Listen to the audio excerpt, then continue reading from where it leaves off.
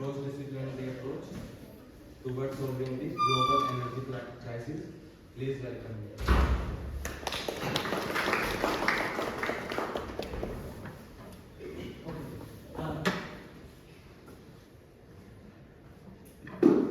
Yes, ma'am. Okay, first of all, I'd like to thank Curie to reinitiate the series. Okay, so we did not have it for a long time, particularly due to COVID, and now it's good that we are having some activities, and probably we can do some much more activities in future. Okay, great. So today what I plan to do is just it's a like laser talk in a sense, laser talk. Okay, so it's just relax and just listen. Okay, if you have any questions, you can just stop me at any point and ask me questions. Now, deliberately I put something here that I wrote cross-disciplinary, but it's also like multidisciplinary. Why we need a multidisciplinary approach to understand the global energy crisis? There's a fundamental difference between interdisciplinary and multidisciplinary. Interdisciplinary is, of course, like if you relate multiple branches of science, right? Like for example, biochemistry, biology, chemistry, and all these things. However, multidisciplinary means you need actually like professional knowledge for multiple disciplines, and it's not like you need some specialization. That is the most important part. Okay, not in one discipline, not in chemistry, but in multiple fields of science. Okay. Physics, biology, and so on. And probably at the end of the talk, hopefully, that we will get a feeling. That's why I told this. Now the question is, what is global energy crisis? And all of you know that energy demand of the world is ever increasing. Although these are really old data, okay, and I don't have the current one, but it is still the trend is the same. And you know that all these like renewable energy sources, right, or like fossil fuel based sources, okay, so they are rapidly being consumed. So the idea is that the energy is of course efficiency. So you have to think about the future, you have to think about the energy, right? And the question is, how do you think about more efficient production or like source of energies? Now, of course, we are in the chemistry department, and chemistry. If you just ask anybody, like any like I mean, a student, what is chemistry, or any high school student, this is typically the picture that comes into mind, right? It's a typical smell which you always get when you cross chemistry lab, like test tubes, these molecules, of course periodic table, right? But chemistry, in some sense, is a very central subject, right? It is connected to everything. Like it is connected to medicine, geology, biology, astronomy, everything, whichever you can think of, right? And even like chemistry department or like any chemistry department of this world, it's very welcoming in the sense like they have also biologists, they have also like chemists who are synthetic chemists, and there are also people like me who are basically do physics. Okay, so in that sense, chemistry is a very central subject. Now the question is, what then? The question is if the subject is so diverse. Okay, so why like chemistry? Like what is the definition of chemistry? So in one sentence, it's basically the science of molecules. That's the best definition, right? We study molecules. If you really want to put a like demarcation between chemistry, physics, and biology, of course we talk about molecules, right? Now, what is a molecule? Of course, like the easiest one, the first example that comes to our mind is water. Right? Water, all of you know, is we have one oxygen, two hydrogen, like one to this oxygen. But this is not all about water. Water is something like this. Okay. So in other words, the molecules are very living entities, right? If I tell this to a biologist, he just kill me, he or she. But in other words, like what I'm trying to say here is that by living, in the sense that they are always doing these small dances. Okay. And it is our task to understand how these dances like actually influence our daily life. Okay, and eventually the energy crisis. Now, if you look at this time scale of these vibrations, for example, typically, these are extremely fast, as you can see here, right? And basically wrote some processes, technical dances. You see these vibrational motion, vibration relaxation, energy transfer, which are extremely important things, okay, which we are going to discuss. or like they work on the order of like 10 to the power minus 12 second or even shorter time scale. Picosecond, femtosecond, or even attosecond is there, right? Now, this is a nightmare. And typically, what is 1 femtosecond? You take 1 followed by 15 zeros. It's a big number. And you divide 1 second by that big number. So that fraction is basically 1 femtosecond. So it might appear to you that there is no hope, right? So it's so extremely fast time scales that you may not be able to capture anything. Now, interestingly, people actually tried thinking about it. And they thought about it for a long time. And then there was this idea, probably light can actually tell something very important about this thing. Now, I gave a Curie Club talk in exactly 9 years ago. I was just pulling out my old slides of my old talk. I think it was in January 2015. And that year was International Year of Light. Okay. And this slide I kept that time. Okay, so why light is so important, but it's still important, of course, after 9 years. Okay. Now the question is how light can tell you how molecules does. By the way, if you have any question, please feel free to stop me. Okay, at any point of time. Now, so how do you see an object, for example? That's the first thing. Let us just try to understand. Yeah. So this is just a movie I just recorded with my camera.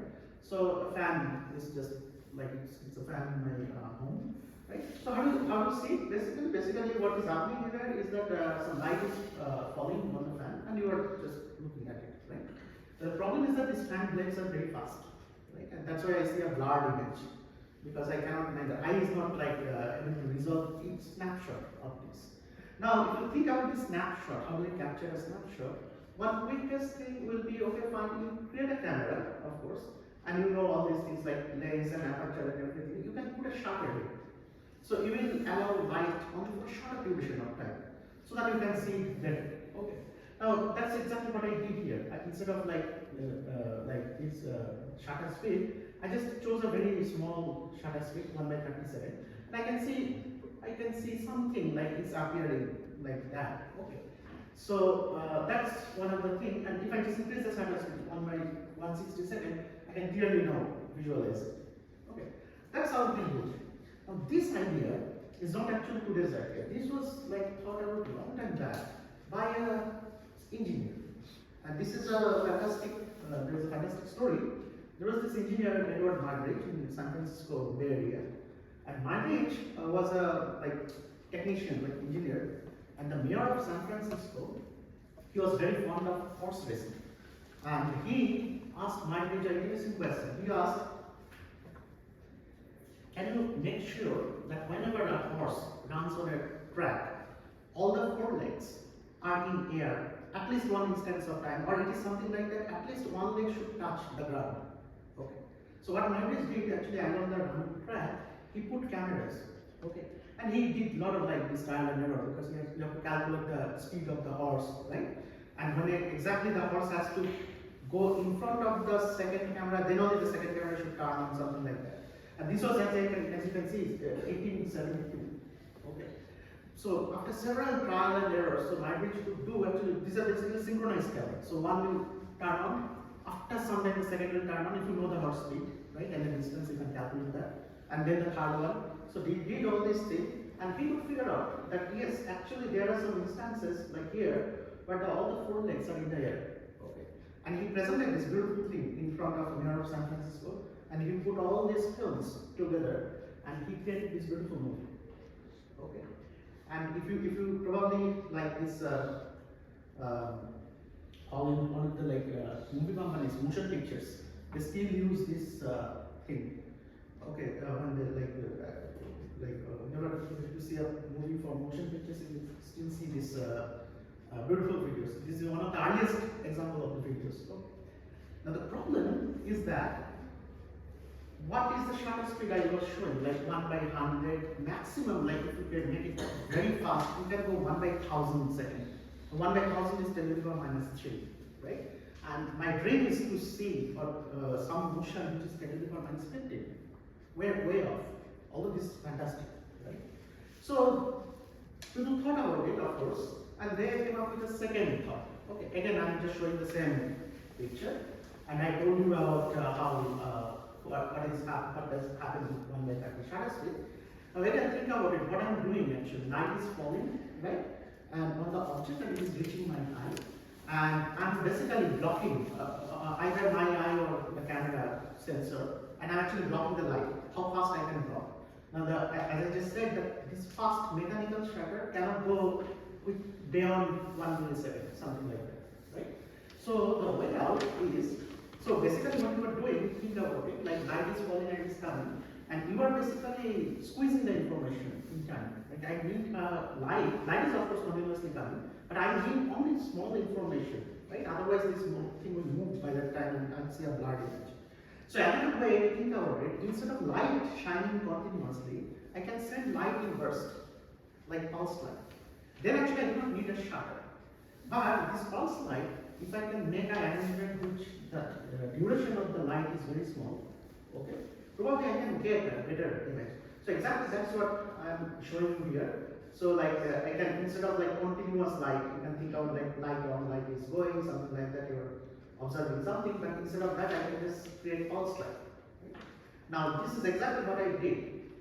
Instead of using just the daylight, I use the same shutter speed, 1/20 but with the flashlight. Okay, and you see it is much improved than the previous one.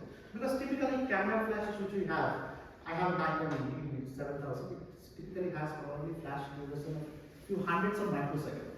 Okay, at least order of magnitude better. 100 microseconds is 1/10 of 1 millisecond. Right? And this idea again is not today's idea. It is known as something known as stroboscope. Okay. Some of you actually heard the beautiful talk by Naomi Ginsberg, who gave a talk in this Fluorescence conference. She was talking about stroboscopy and she showed some of the slides. And this stroboscopic technique was developed by in the 1950s and 60s by an American engineer. He's a photographer, Harold Carter. What he did is that he was basically using flash lamps. Okay. Now, how a flash lamp works? Of course, you charge a capacitor and you charge a discharge tube, right? Through a discharge tube, and you get a white flash. Now, this flash, Electron could actually capture marvelous images. So you can see what are those images collected by a camera, right? A bullet is piercing through an curve, or it is piercing through an apple, or a milk drop is falling on the floor. So you create beautiful pattern. What is the time resolution? It was some tens microsecond to 100 microsecond. That's a microsecond, 10 to the power minus 6. Now, still it is not very short because we do not need 10 to the power minus 6, we need something like 10 to the power minus 15 or so. So, what is the way out? So, then people actually discovered what is known as the lasers. This gentleman, Theodore Mylan, in 1960, he showed that, okay, fine, if I just put some molecules or atoms, something like that, if I excite them, what can happen if there are two mirrors on two ends? So this fluorescence, of which we call it spontaneous emission, the light can get trapped. Okay. And this trapping of light can actually stimulate other molecules or atoms in the excited state. And this is known as a stimulated emission, a concept which Einstein did long time back, in 1916. Okay, but to develop the technology for many reasons, we had to wait in many decades. And in 1960, Mylan showed that I can actually have lasers. Now, of course, we do not need just lasers like this laser pointer, right? This is a continuous wave. We need actually pulse lasers with the duration of the pulse is very short. So that also people like over time used. And in 1967, these three gentlemen, they actually developed a technique which is known as a flash photolysis. And what is that? Basically a very short pulse, something on the order of like microsecond, even down to nanoseconds, 10 to the power minus 9. Okay. So they can actually start chemical reaction, let's say some bond is breaking, something like that. And they were actually observing the kinetics, very fast kinetics, which actually are on the order of tens of nanoseconds, hundreds of nanoseconds. And for this, they got the 1967 Nobel Prize. Okay. Now you see, actually we have done 3 orders of magnitude like refinement. Millisecond, right? Horse in motion. Then microsecond, all this bullet thing, and then this is nanosecond. But interestingly, whenever you go to Nobel Prize site, you can actually look at the citations for what they got the Nobel Prize and what it says for their studies of extremely fast chemical reactions, okay, affecting the disturbing whatever it is, okay.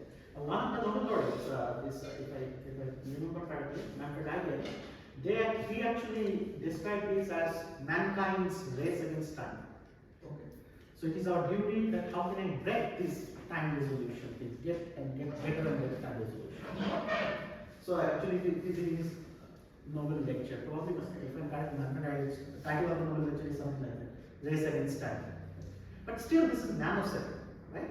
We want something like even shorter, 10⁻⁻12 picoseconds or femtoseconds. But there's a problem, and the problem actually lies with technology again.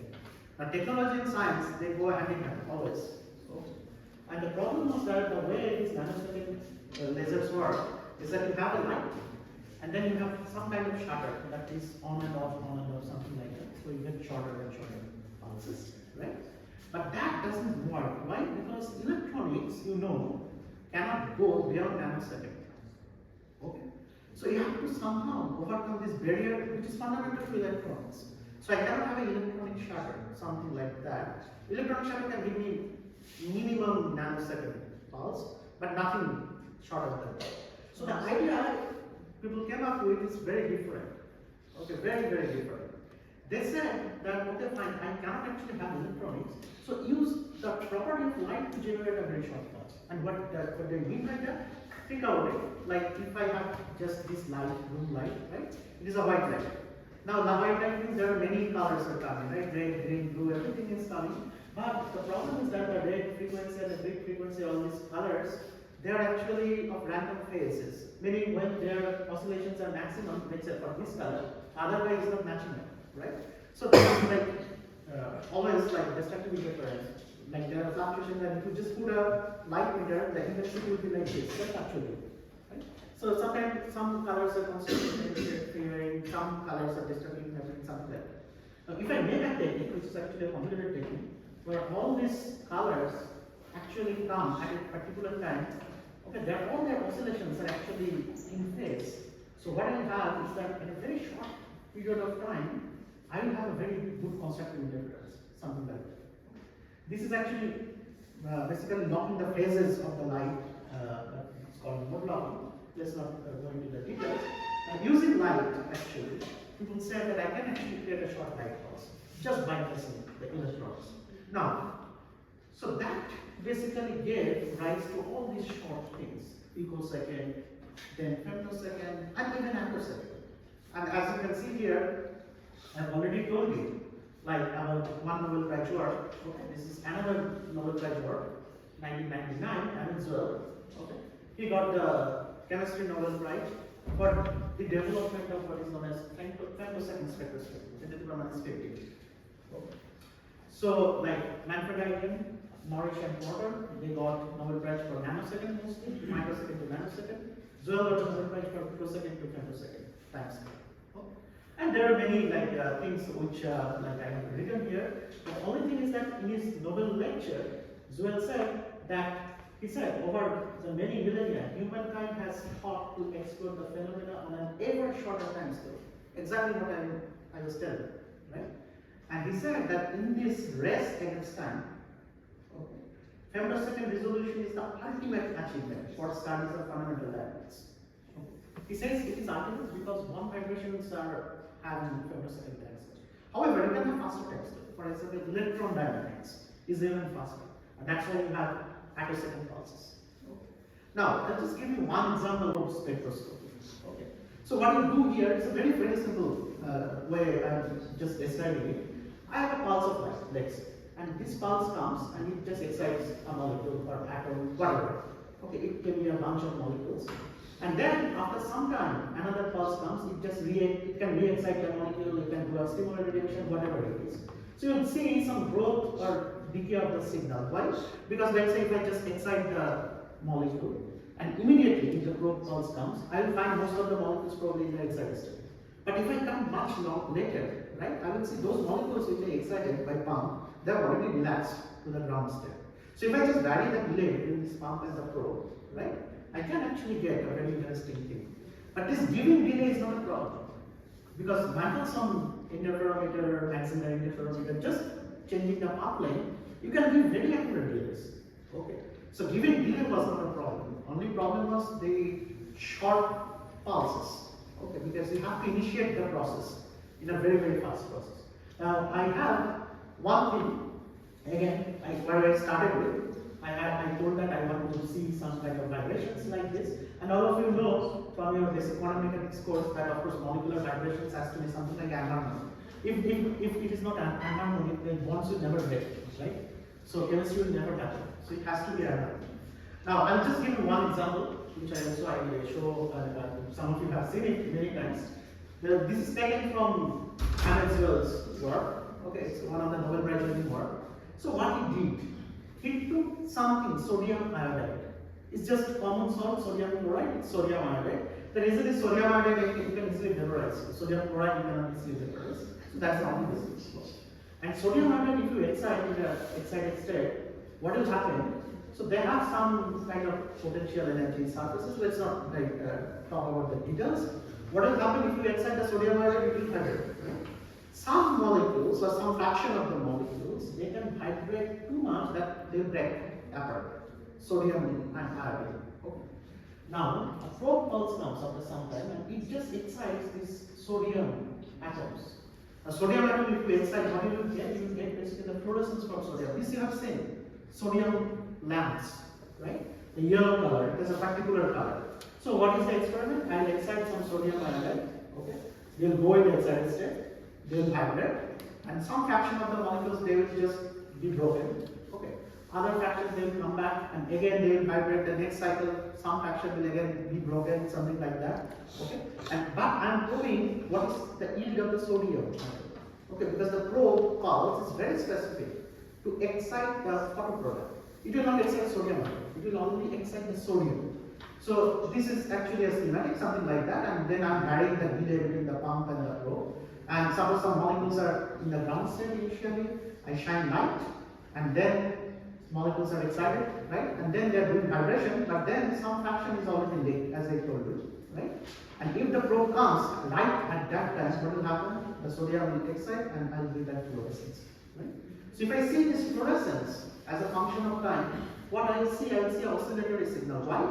Because at time 0, they just went up, some fraction came out. After some time again, the sodium will be generated, right? So the oscillation period directly corresponds to how the sodium iodide molecules are vibrating in this state, in the excited state. Okay? And it is gradually decreasing because actually, as I told you, this is a fraction is going. Let's say I have some molecules, let's call it as 100%, right? Let's say 20% decays, right? Next time, 20% of the 80% decays, something like that. And that's why this is the thing, right? And this is an amazing paper. It was a 2-page paper, okay? There was a more like it was a developed chemical physics communication. Okay? It was sent for review. And as I can remember, what I heard from one of my teachers is that this paper was reviewed and it was accepted within, I think, 1 week or something. Okay, something like that. And one of the reviewers was a very well-known reviewer, I don't know who he or she was. He wrote that this paper should be accepted. Why?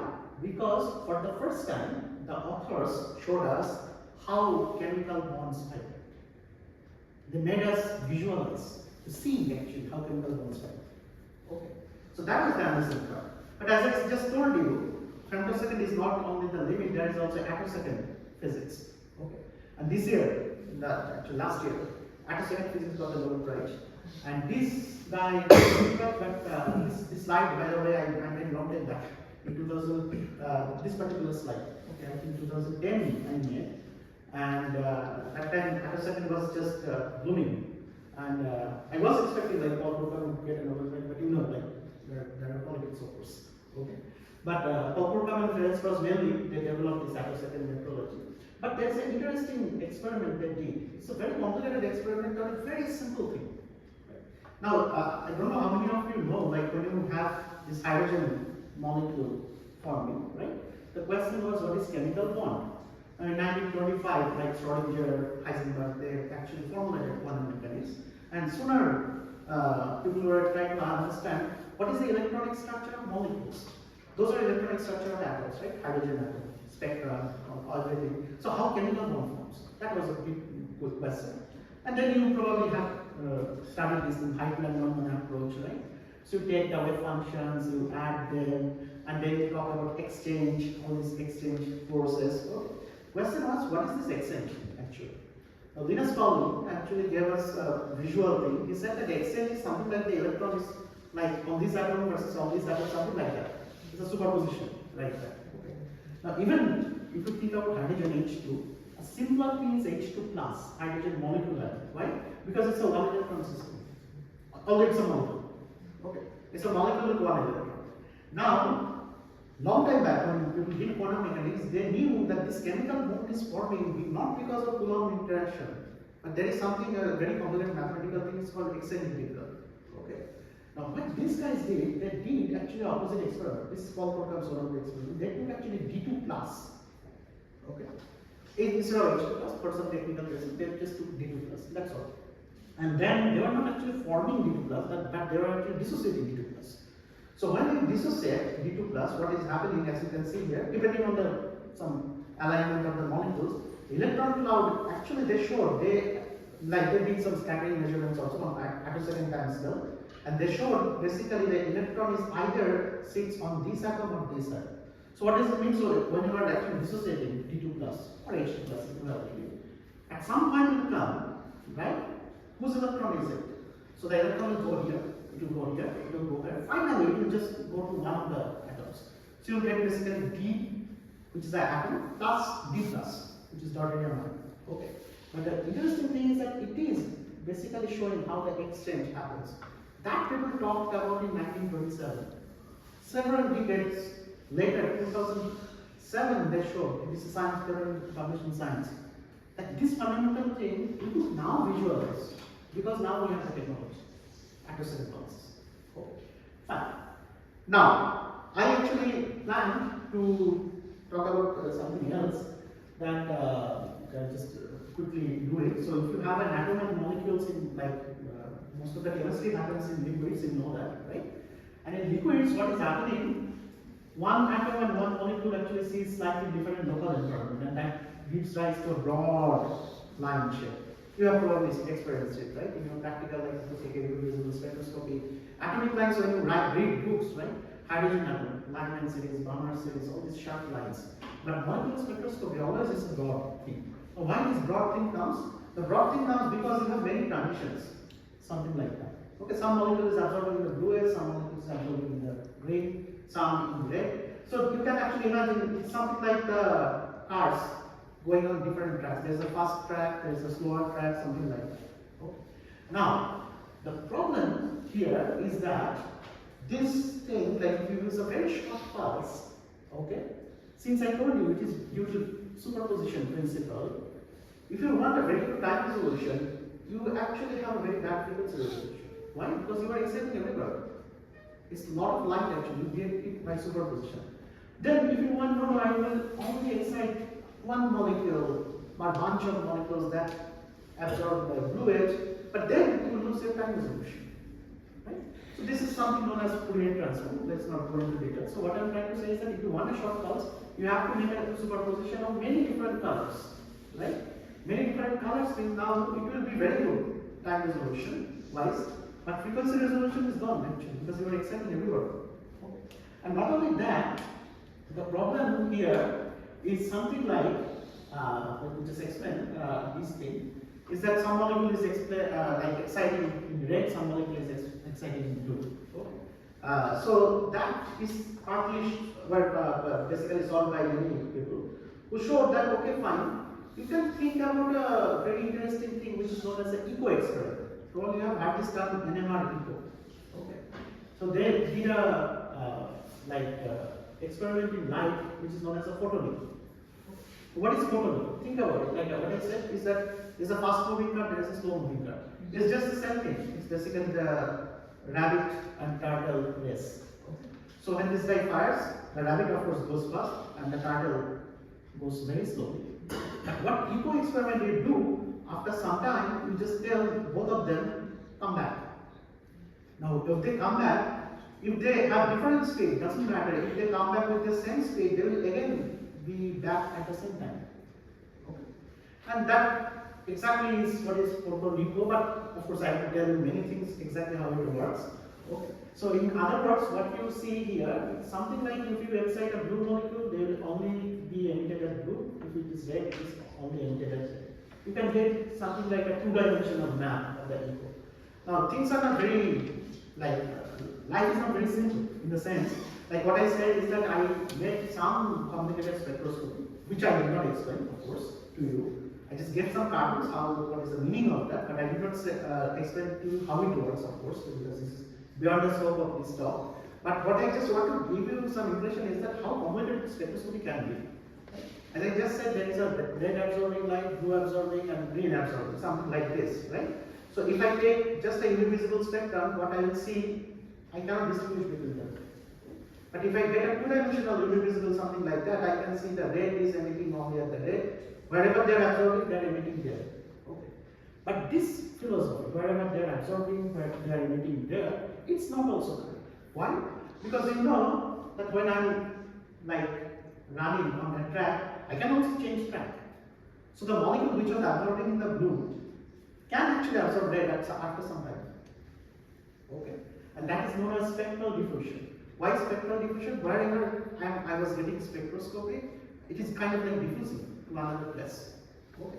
And what it means is that with time, you will see the molecules which are absorbing at blue were actually emitting at blue, but now they are absorbing at blue, but they are emitting at all colors. So this line shape actually will change. It will become elongated to circular. Okay. And that dynamics people start to understand this spectral diffusion in a very, very simple language. Okay. So now, so this was basically this term was given by William Werner, who got the Muybridge for single molecule based super resolution microscopy. Now, how can I actually make use of this technique? Let's say I have two molecules or two atoms, something like that, and if I excite someone, let's say the blue molecule I'm exciting, I have basically blue absorption, blue emission. If the red molecule is excited, red is absorbing and emitting at the same time.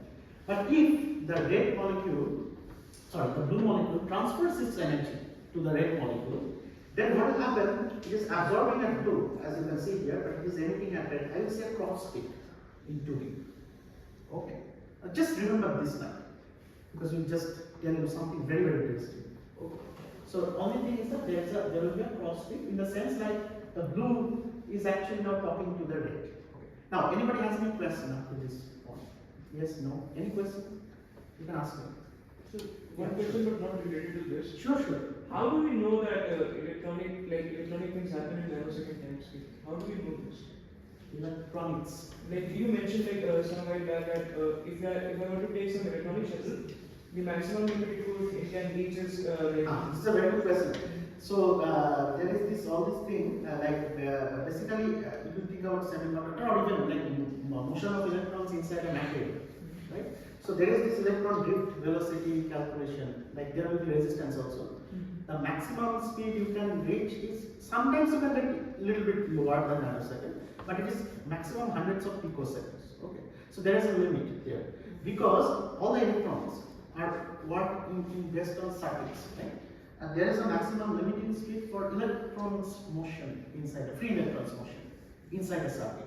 From that, which is kind of like I'm saying that it can be nanosecond or maximum like a fraction of a nanosecond, but not like several orders of magnitude. So any other question? Yeah, sure. Could you go back to your 15th slide? 15. Okay. Yes. So about the ultrafast dynamics of molecules. Right. Yes. How do you use pump probe spectroscopy to capture the? Yes. So that's exactly like this example I gave you, right? So sodium-iodide, right? Capture it. Even think of it. As in, to even have the thought that there is a ultra-fast chemical reaction going on, right. ultra-fast bond vibration. Right. You think of capturing. Right, exactly. I'm actually capturing. So basically, what little things did that way. Sodium iodide molecules are excited, right? In the excited center, right now, right? So I need get some signal, first of all. So signal is the capture here, right?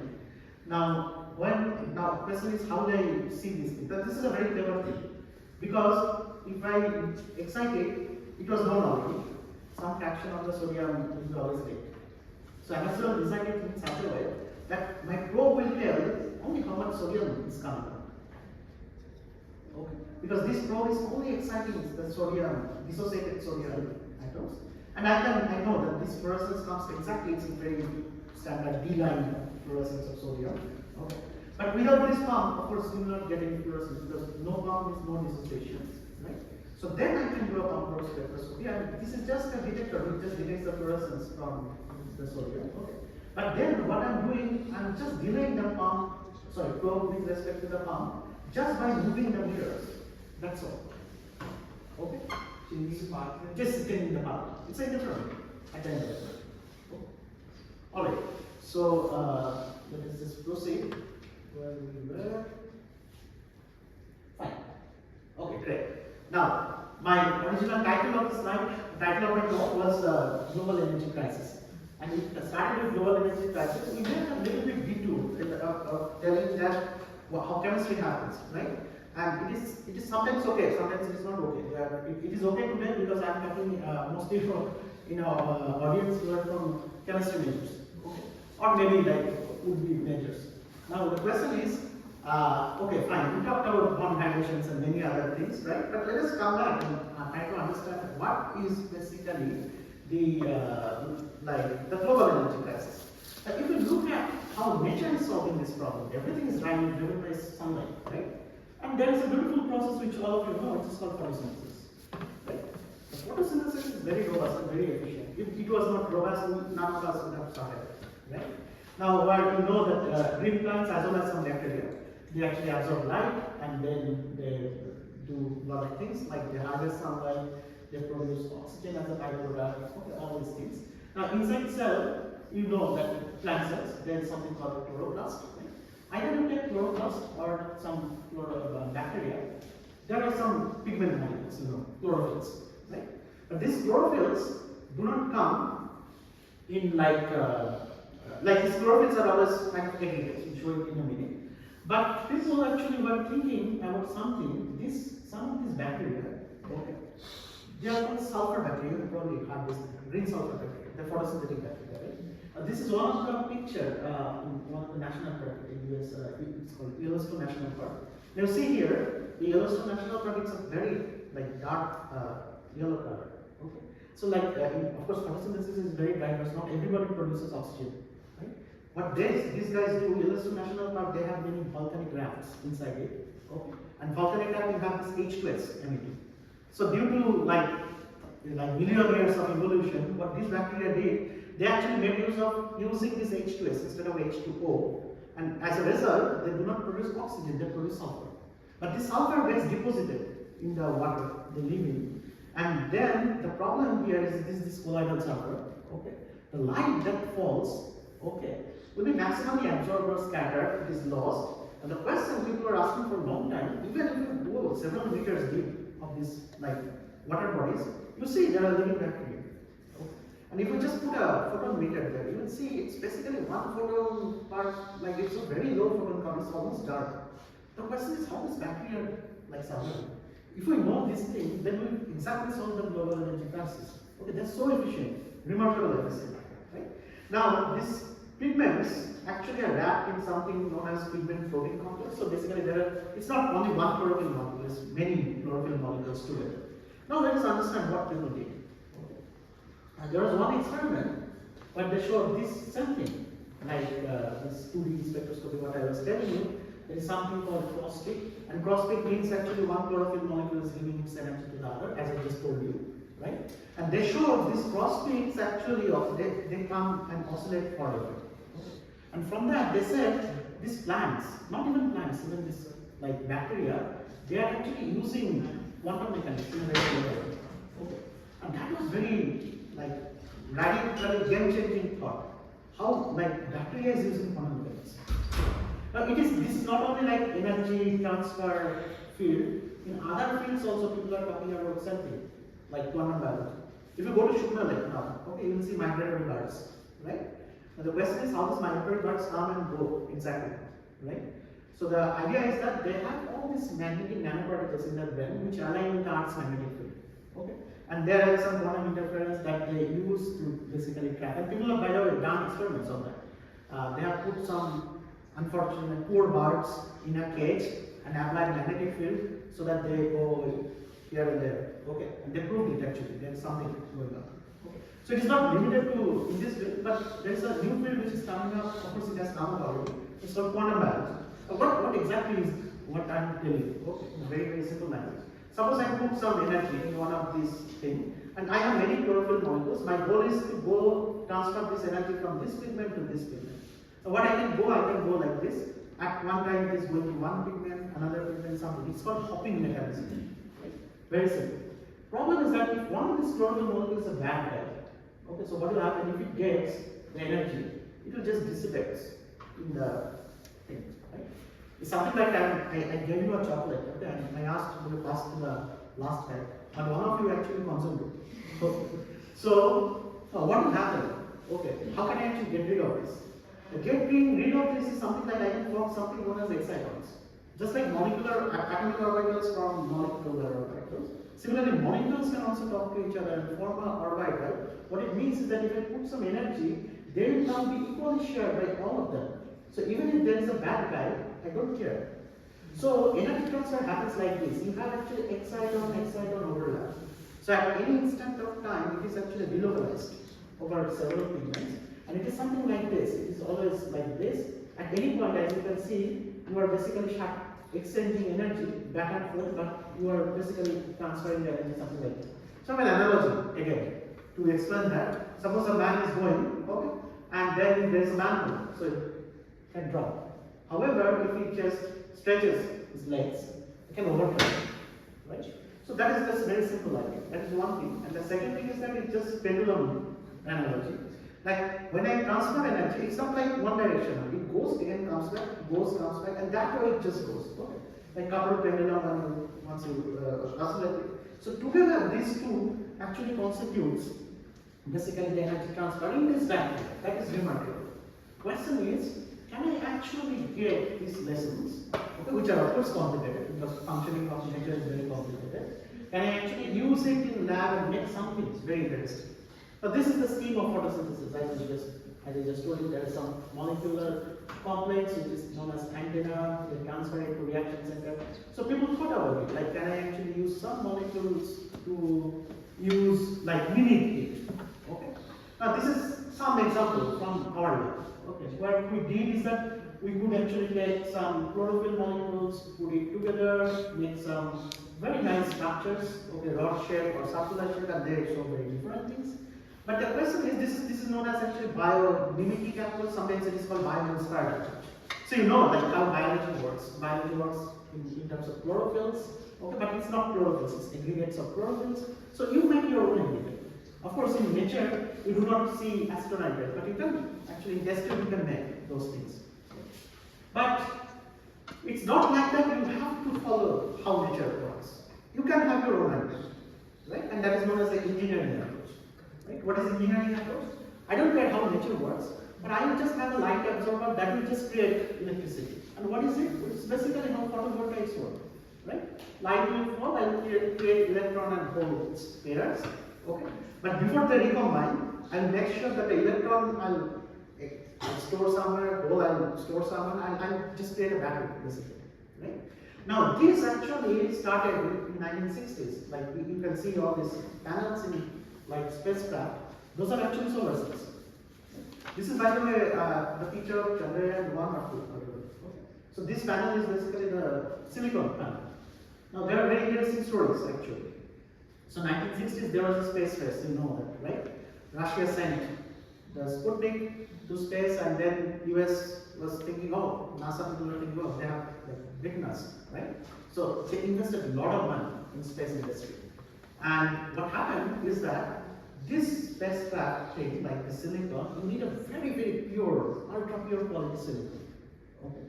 Because silicon is still kind of the best photovoltaic thing, but this ultra pure silicon is there is some technique, it's called zone refinement. You basically melt it and like remove all the impurities from silicon. Okay, but it actually like if you start with a huge amount of silicon, only you get a very small amount of silicon at the end of the day, which is very unattractive.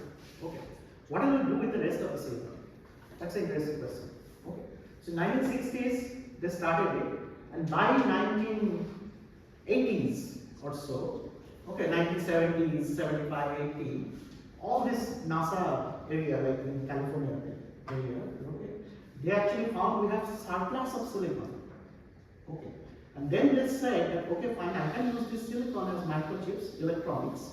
Okay, and somebody you know, all of you, okay, who was thrown out of Harvard, but he was like accepted by Stanford. Okay, he actually had this idea of okay, why don't I make computers already? Bill Gates. Okay. So all the computer industry came in that area, California, Silicon Valley came, entered Silicon Valley as a byproduct of space industry. So now you see how the industry and economy is also connected with science, right? So now 1990s, later on, this guy, French guy, Michael Gratzel, he came up with another idea that I can actually have nanoparticles and some dyes absorbed. Why nanoparticles? Because if you have a sphere and if you just reduce the size, the surface to volume ratio actually increases, right?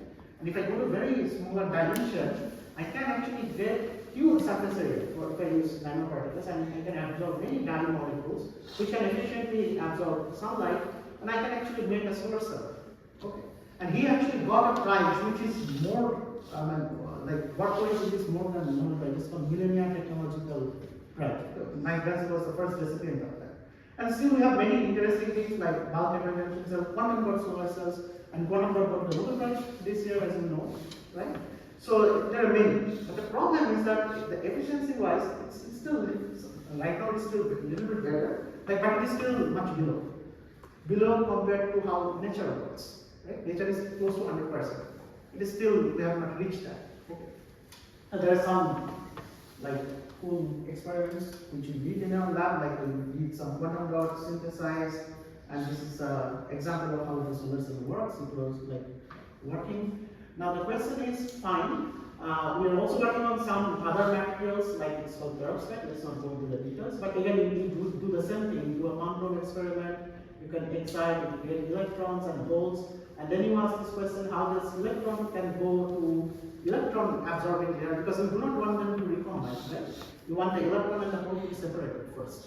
Okay, otherwise how will I generate electricity at the end of the day?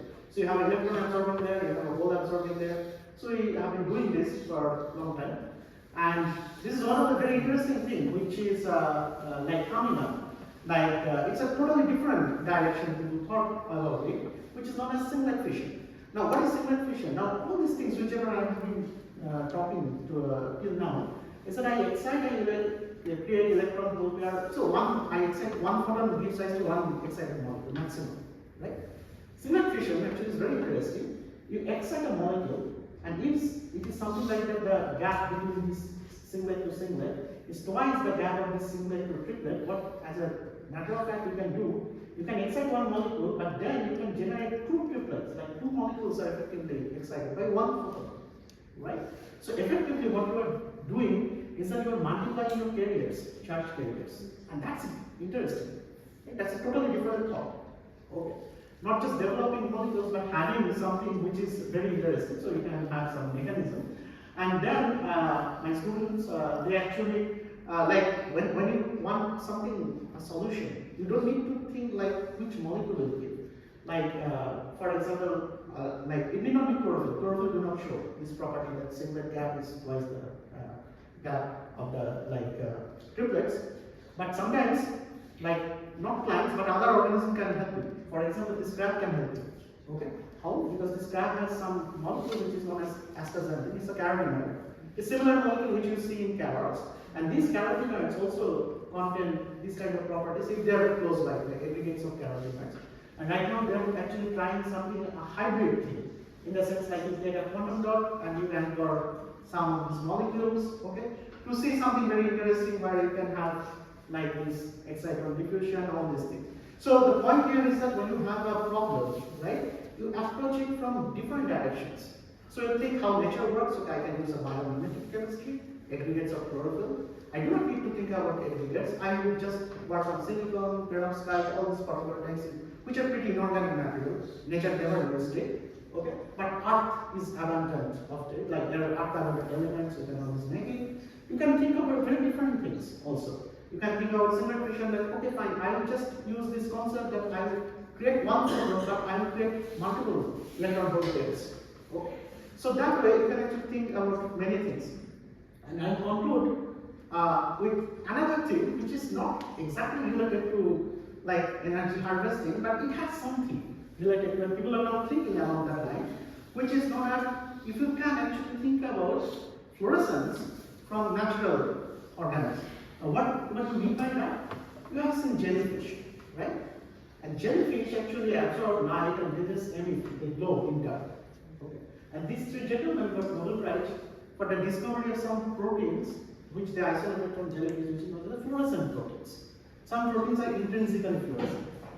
Particularly this guy, Oshima Shimomura, he got the Nobel Prize, and if you have time, please read the Nobel lecture by Shimomura. It's a fantastic Nobel lecture. So what he says is that when they got this message that US is going to attack Hiroshima, okay, so all of them were actually living Hiroshima, Nagasaki, the largest we have, right? And Oshima Shimomura says, my board was actually living in Japan, okay, and they were all looking at the land, okay, and he saw a flash. The flash was basically the atom bomb flash, okay. Now, a lot of things happened, like afterward, all these things, they came back again. Japan started to rebuild their own nation, and they worked very hard. They're one of the hardworking nation in this world. Okay, and Oshima Shimomura became a scientist, and he said that one night when I was just working with this jellyfish protein and shine light, and I saw the same flash. Okay, but there's a difference between those two flashes. One was destructive, but this is constructive for mankind. It's a fantastic Nobel lecture. You should read it. Oh, the flashes, story of flashes. Anyway, one was atom bomb flash, one was basically flash from jellyfish. Now the question is, this guy, then Martin Schalke and Roger say, they actually, what they did, that gene basically you can isolate from jellyfish, and once I have the gene, I have this recombinant DNA technology, I can actually put it in another thing and I can make it glow. Now they were there saying, funny thing, few of the mice, they are actually glowing under UV light, fluorescent mice. Okay. And not only that, why green? Then Roger Steen asked this question, why green? I can actually make some changes in these proteins, some amino acid sequence and all these things, and I can actually create a library of fluorescent proteins, not green, blue, green, yellow, red, everything, right? And what he did is that he created some bacteria on a petri dish, okay? Some of them emitting in green, some red, some blue, and he actually created a design which basically mimics the San Diego beach. It's one of my favorite pictures. Fluorescent bacteria, okay, arranged in a way that will create a San Diego beach. So my group is also working on some of these fluorescent proteins that are very interested. We are very interested actually initially not for the jellyfish thing, but from a global issue perspective. That's why I wanted to pitch this in. You know about global warming, right? So global warming is intimately connected to this global energy crisis. And one of the things is that this Pacific coral reefs, this is vanishing, right? So the question is why it is vanishing, and people are actually saying that these Pacific coral reefs, you see a lot of these fluorescent proteins. Okay, there's a coral. It's basically an animal lives in symbiosis, like it helps the other life. Okay, the algae, and the algae is basically fluorescent proteins. Okay, and the vanishing of the coral reefs is probably what you think is unfolding of the protein and many other things. All right. So I'll just summarize here, okay, because I have told many things today. Is I just started in something like less seconds time. I started with Gaussian motion, then I showed how like microsecond time scale, then nanosecond, femtosecond, and with this I basically told you that I can actually create a molecular movie to understand energy transfer and many other things, and I can also think about designing new devices. Which may or may not follow how nature works, okay? And the take-home message is that, of course, like with this thing, always the question is like, can you give an example? Like, like real life example of all this science. Okay. You should know this thing because the funding agencies will always ask you this question. Okay. Now there are these two very nice like examples. So this is a bus stand in I think it's San Jose, Silicon Valley, right? And you see the roof of the bus stand. Right? It's a arc thing, the red color one. That's actually a solar panel. Okay. So when light falls, of course, okay, so you get electricity, and that electricity basically drives network connection here. So if you stand there, you will get a free Wi-Fi. Of course, if you don't have a cloud area. Right? Okay. And similarly, this building, this is another building somewhere in Texas. Okay. What is very interesting in this building, the blinds of the building, they basically have solar panels. So some fraction of light go inside so that it can work during daylight. Okay. But then the other fraction is stored, and in the night, the majority of the power supply comes from those light which the blinds actually absorb during the daylight. Okay. It's a very interesting example. But these are very not very popular or widespread example yet. Although we have thinking about global energy crisis for probably decades now. Okay, not decades actually, because millions, but there are also historical notes that people have been thinking about it for a long time. But we have to still this is a very active problem, and we have to think about it. Okay, very efficiently, because sooner or later we'll approach a day where we may come up with a situation that we'll have cars, and these guys are actually walking because there is no fuel. Okay, or this is an operation theater where doctors are operating, but they are asking the patient, you should paddle because otherwise I cannot have light and I cannot operate. Okay. So you have to be very careful so that you do not reach this age.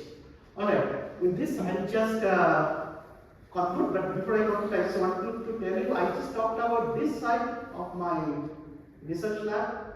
Okay, but we also do something like optical tracking where actually light gets force. I did not talk about this thing because it's a totally different ballgame. But I told some of the stories, of course. On the other side, I will talk about dynamics.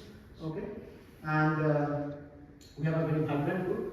And this is, I talked about science, but this is a proof that we do not do science all the time. We also do parties. Okay, and so thankful to our sponsors. This is a part of our lab. Anyone if interested, you can always welcome and visit my lab. Okay, so questions. I hope you will enjoy it. Yeah, I'm happy to take questions. So do all molecules show fluorescence? In principle. But of course the quantum will vary, right? So that we call it as non-fluorescent if it is too low quantum, if it is fluorescent, highly quantum. Okay. And it's also not true that fluorescent molecules are interesting. Non-fluorescent molecules are very interesting. For example, we survive because of non-fluorescent molecules, melanins, right? They absorb and they dump it as heat, right? So if they did not do it, we all have skin cancer. So, what is heat? But if a molecule is absorbing some light into a photon, and it is also emitting a photon, is that only heat or No, so basically there are cascade mechanisms. There can be many mechanisms. Okay. So one thing is that when you excite a molecule, how it is coming back to the ground state, right? So it can have radiative pathway, that is fluorescence. It can also have non-radiative pathway, right? It can transfer it differently to the surroundings, to another molecule, to solvent molecules, all these things can happen. So the solvent molecules, they will get heated up, right? So that, but heat actually can dissipate very easily. Okay. By the way, I only talked about, again, it's a very big topic, even anything you choose. I talked about many different topics, fluorescent proteins, I talked about photosynthesis, I talked about solar cells, I talked about many things like hybrid engineering, all these things. But this excess light can sometimes be dangerous. Like for example, I gave a very specific example. For example, I talked about the bacteria, which actually live in dark, right? For that bacteria, harvesting light is a very big thing, right? Because light is low in the environment. However, for a plant which is in a tropical region, right? The plants which are outside, right? They are in very dangerous condition because they can do photosynthesis even on a cloudy day, but when it is a sunny day, right? It's excess sunlight for them. Okay. And this is also a question, how this excess sunlight can be handled. Okay. So nature, by doing, like nature's laboratory is billion years old, right? Our laboratory is 100 years old. So nature has already devised those things. Like I can actually switch to cloudy day to sunny day, something like that, and in a very, very excess sunlight, what that does is that there are all these carotenoids also. Okay, so they just dump this excess energy into heat. But the question is what is this heat doing actually? Okay, so there are all these cascade mechanisms. Okay, so this heat basically what ultimately does is that they create some like molecular state changes, then some proton channel opens, all these things are there. So, like you have seen, like for example, if I grow a plant in room, and in the next 2 days, suppose I expose it to bright sunlight, you will see, of course, the leaves are getting a little bit yellowish, which means the chlorophylls are bleaching, something bad is happening. But sometimes you will see actually they are recovering. The question is how they are recovering. What is this recovery mechanism? That also is a very fundamental thing, like how I can handle excess sunlight. Okay. So this is known as photoprotection in general. Okay. But think about it, our solar cell either will work very efficiently, but if they work in a very efficiently in a low sunlight, if I expose it to high sunlight, it will just be damaged. Okay. So this dynamic range is also very important. Like I should work on cloudy day, then on a sunny day, I should not work too much. Right? So yeah. But yes, biology is very clever, nature is very clever. Yes. I had a very fundamental question about Sure. solar cell energy.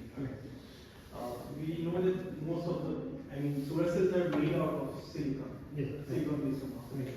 We have, but why did we try, or have we tried other methods of harnessing solar energy other than silicon in solar power plant? Oh, that was one thing is cost. The main thing is cost.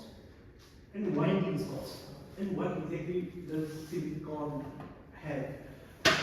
So that it harvests the energy from sun. Oh, so it's just like semiconductor physics. You have a valence band, conduction band, right? So when light falls on it, of course you create electron goes in the conduction band, right? So you create a hole there. So I have an electron here, I have a hole here. So then all you have to do basically you have to extract the electron, right? You have to put a bias basically. So the electron goes there, the hole of course goes to the other side, right? And you have to store them, of course, right? And when you need them, you just join them so that you have electricity. That is the basic physics, right? But now the question is, what is this photo conversion efficiency? Like how many photons I am shining and how much electricity I am getting, right? So that's the engineering aspect, or not engineering aspect, that's the physics of voltaic physics, right? And how much current I am getting, that is the main thing. So there are some quantities that qualify the quality of that dictate the quality of a photovoltaic device. Now, by far, silicon is the best choice, but the problem here is that then there is also economy associated with it. You cannot have silicon panels everywhere.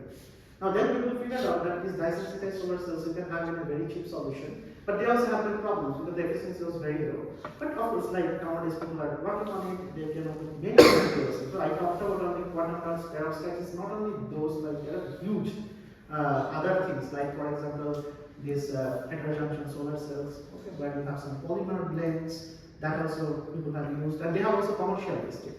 Okay. Recently, they have also started commercializing perovskite solar cells. Okay.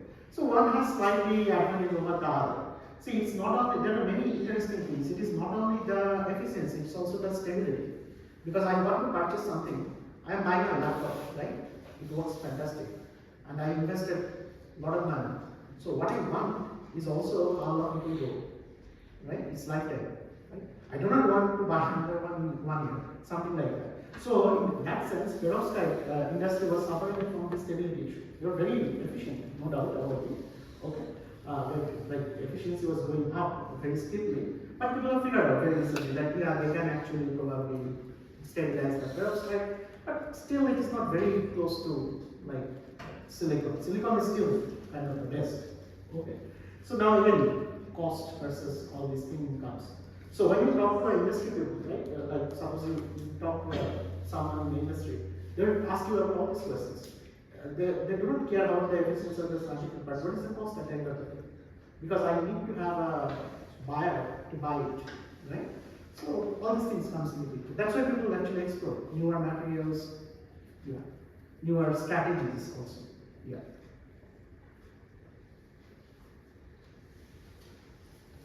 Any other questions?